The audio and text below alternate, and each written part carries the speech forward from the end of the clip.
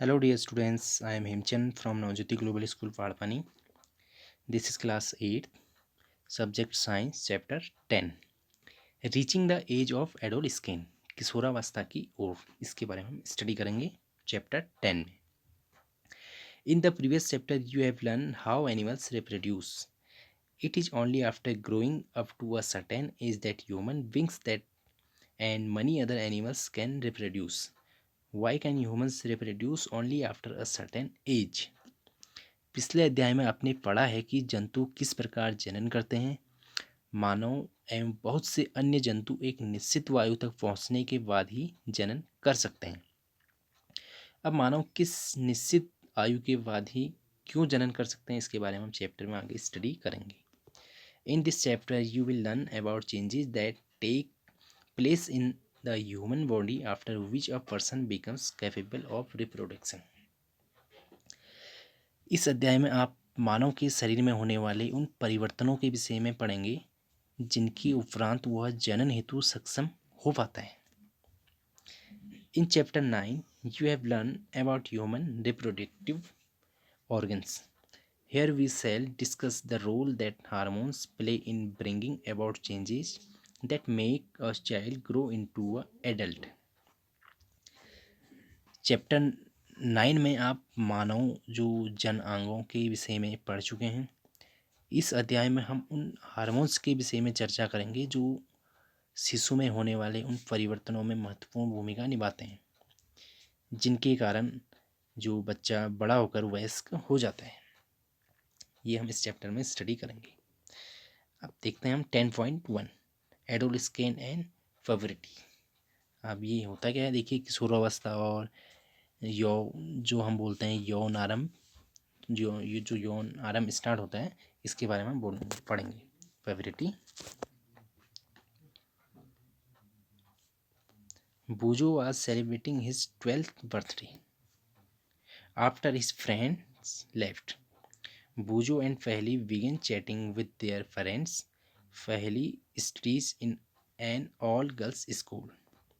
She started logging. She remarked that many of Bujo's school friends, whom she met after a year, had suddenly shot up in height. Some of them were looking very funny, with a hairy line above their lips.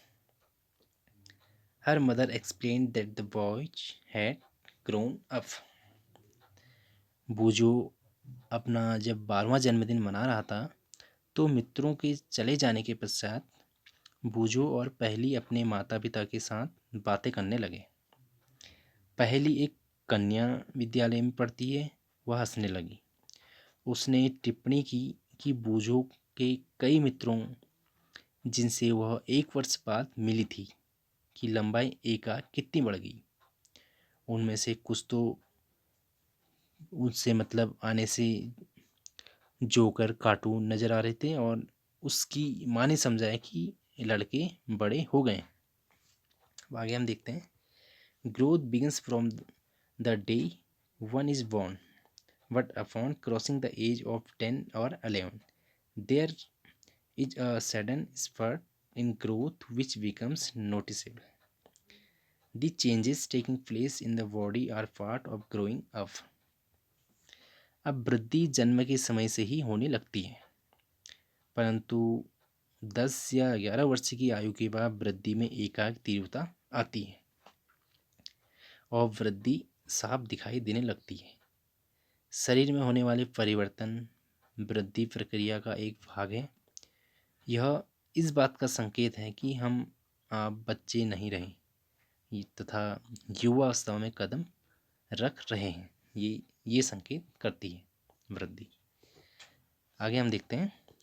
Growing up is a natural process. The period of life when the body undergoes changes leading the reproductive maturity is called adolescence. अब वृद्धि एक प्राकृतिक प्रक्रम है. जीवन काल की वह अवधि जब शरीर में ऐसे परिवर्तन होते हैं जिसके परिणाम स्वरूप जनन परिपक्वता आती है. इसे ही हम किशोरावस्था या एडोलेस्केंस कहते हैं.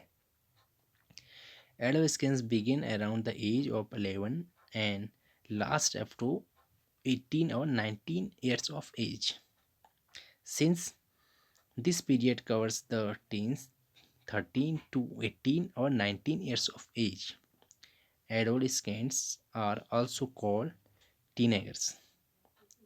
जो अब हम बात कर रहे हैं कि जैसे किशोरावस्था लगभग 11 वर्ष की आयु से प्रारंभ होकर 18 या 19 वर्ष की आयु तक रहती है।